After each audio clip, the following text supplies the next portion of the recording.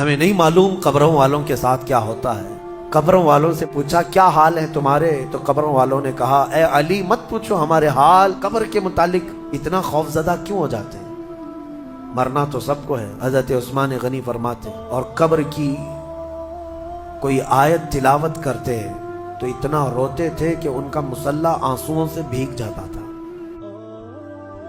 میرے آقا صلی اللہ علیہ وسلم خود فرماتے ہیں میں ایک سجدے میں جاتا ہوں تو مجھے اس بات کا یقین نہیں ہوتا کہ دوسرے سجدے تک میں زندہ رہوں گا۔ یہ سید الانبیاء فرما رہے ہیں، رسول رحمت فرما رہے ہیں۔ اور جس طرح سے آج ہم اپنی موت کو بھول بیٹھے ہیں، گناہوں کی کثرت ہو جاتی ہے، نفس غالب آ جاتا ہے، عیاشیاں شروع ہو جاتی ہیں۔ موت کا خوف ایسا ہے کہ خود میرے آقا نے فرمایا سب سے بہترین نصیحت کرنے والا تمہاری زندگی میں اگر کوئی ہے تو وہ موت ہے۔ لوگوں کے جنازے دیکھو اور ان کی بے بسی دیکھو، ان کی مجبوری دیکھو، اور اس کے بعد تم بھی محسوس کرو کہ تمہارے ساتھ بھی یہی کیفیت ہوگی۔ وہ چھوٹی سی قبر، وہ چھوٹی سی ایک ایسی قبر جس میں نہ چٹائی، نہ تکیا، نہ اوڑھنا، نہ بچھونا، اور ہاتھ چوڑے کرو تو قبر کی دیواریں لگنے لگ جائے، ہاتھ اٹھاؤ تو اوپر کی تختیاں لگنے لگ جائیں۔ میرے عزیزوں، اس ایک چھوٹی سی قبر کے اندر تمہیں برسوں بتانا ہے، برسوں بتانا ہے، اس جسم کے ساتھ وہیں سونا ہے۔ کبھی میں سوچتا ہوں ہماری آنکھیں اگر بند ہو جائیں اور ہمیں پتہ چلے کہ باہر فلاں فلاں چیزیں ہو رہی ہیں اور ہم کھولنا چاہے نہیں کھلتی تو بے چینی ہونے لگ جاتی ہے، گھبراہٹ سی ہونے لگتی ہے۔ قبر میں یہی حال ہوگا کہ تمہارے اطراف ہونے والے سارے معاملات تمہیں پتہ ہوں گے، حتیٰ کہ حضور فرماتے ہیں قبرستان میں چلنے والے کے پیروں کی آواز تک تم سنو گے۔ مردہ سنتا ہے، سلام تو دور کی بات ہے، پیروں کے چلنے کی آواز بھی سنتا ہے، اور جب سنتا ہے سارے معاملات لیکن آ نہیں سکتا باہر، کسی کو کچھ کہہ نہیں سکتا، بول نہیں سکتا، کیسی بے چینی ہوگی، وہ کیسی گھبراہٹ ہوگی۔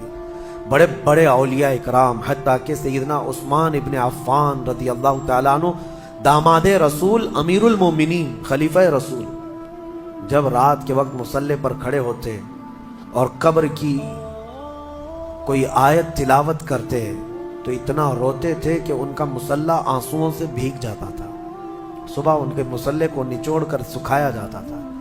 لوگ ان سے پوچھتے آپ قبر کے متعلق اتنا خوف زدہ کیوں ہو جاتے ہیں، مرنا تو سب کو ہے۔ حضرت عثمان غنی فرماتے یہ ہماری پہلی منزل ہے، اگر یہ نکل گئی تو ساری منزلیں آسان ہیں۔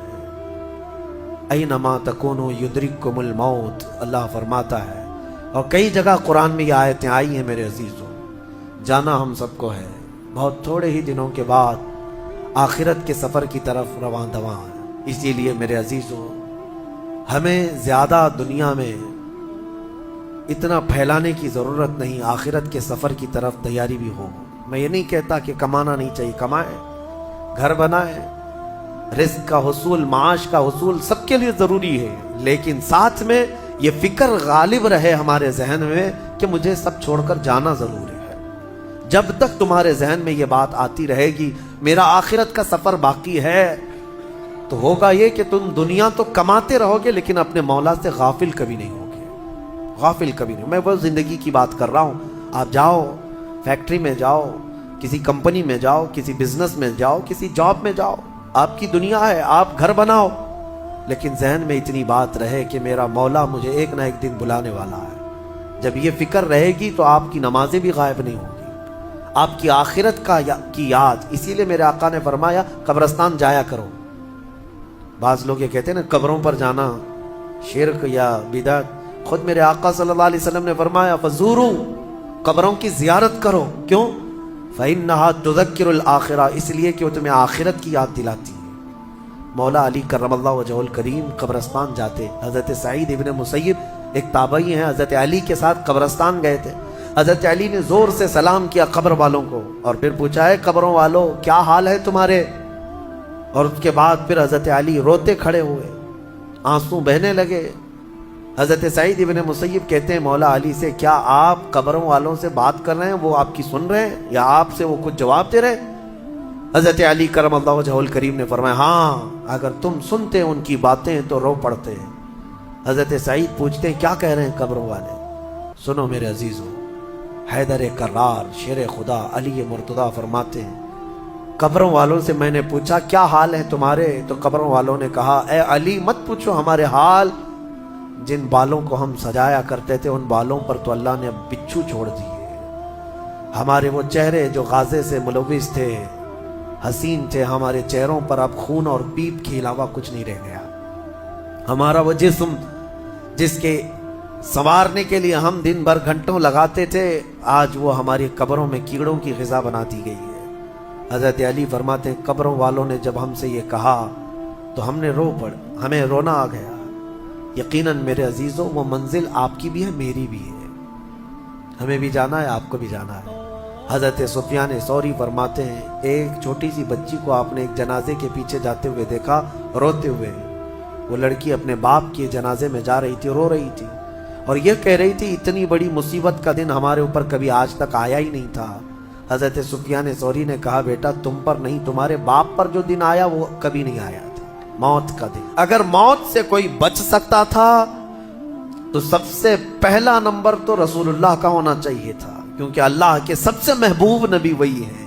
جب رسول پاک صلی اللہ تعالی علیہ وسلم کو بھی موت آئی تو میاں ہمارا اور تمہارا شمار نہیں، چاہے 100 سال زندگی مل جائے لیکن مرنا ضروری ہے۔ بہرحال یہ باتیں بڑی طویل ہو جائیں گی، موت کا تذکرہ اس لیے بھی میں زیادہ کرتا ہوں کہ حدیث پاک میں ہے مومنوں کو یہ تذکرہ کرو تاکہ ان کو گناہوں سے نفرت پیدا ہو جائے اور آخرت کے سفر کی تیاری وہ شروع کریں۔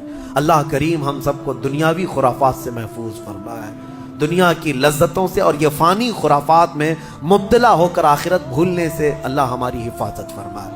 مولا کریم جب ہماری موت آنے کو ہو تو ہماری زبانوں پر کلمہ طیبہ جاری فرما دے۔ رب ذوالجلال موت سے پہلے تیرے حبیب پاک کے چہرے کی زیارت نصیب فرما۔ اے کریم خدا کیا ہی بہتر ہوتا، میں گنہگار ہوں اور بڑے مرتبوں کی خواہش، تو کریم ہے خدایا تیری بندہ پروری ہے، کیا ہی بہتر ہوتا مولا کہ موت آئے تو رمضان کا مہینہ مل جائے، جمعۃ المبارکہ مل جائے، مولا تیرے وعدے کے مطابق ہم قبر کے عذابات اور سوالات سے محفوظ ہو جائیں۔ اے اللہ آج کی اس تفسیر پاک میں تیری جلال و جبروت اور تیری عزت کا وسیلہ لیتے عرض کرتا ہوں ہم میں سے جو رخصت ہو چکے ہیں، ہمارے آبا و اجداد، ہمارے باپ، ہماری مائیں، ہمارے رشتہ دار جو قبروں میں برسوں سے اب آرام کر رہے ہیں، اے اللہ تو اس رمضان کے صدقے ان کی مغفرت فرما دے۔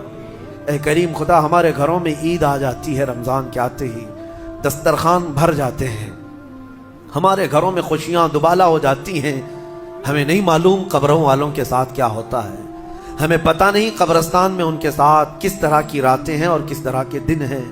اے کریم خدا تجھے تیرے جلال و جبروت اور تیری عزت کی قسم جو مومنین ہم سے رخصت ہوئے ہمارا کسی بھی طرح کا ان سے تعلق رہا ہو، مولا اس عید سے پہلے ان کو جنتی خان نعمت عطا فرما دے۔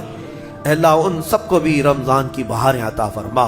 وصلی اللہ تعالی علی خیر خلق محمد وآلہ واصحابہ اجمعین، وآخر دعوانا ان الحمد للہ رب العالمین۔ السلام علیکم۔